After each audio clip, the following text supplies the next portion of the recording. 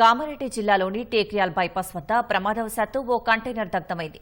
హైదరాబాద్ నుంచి ఢిల్లీకి పాత ఎలక్ట్రానిక్ సామాన్లతో ఓ కంటైనర్ బయలుదేరింది. టేక్రియాల్ బైపాస్ వద్దకు రాగానే ప్రమాదవశాత్తు కంటైనర్లో ఒక్కసారిగా మంటలు చెలరేగాయి. దీంతో ఆ కంటైనర్లోని వస్తువులన్నీ పూర్తిగా కాలి బూడిదయ్యాయి. కంటైనర్ సైతం సగం వరకు దగ్ధమైంది. ప్రమాదంలో సుమారు 8 నుంచి 9 లక్షల రూపాయల వరకు ఆస్తి నష్టం జరిగినట్లు కంటైనర్ డ్రైవర్ తెలిపాడు.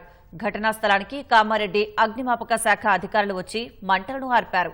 దేవునిపల్లి పోలీసులు కేసు నమోదు చేసి దర్యాప్తు చేపట్టారు.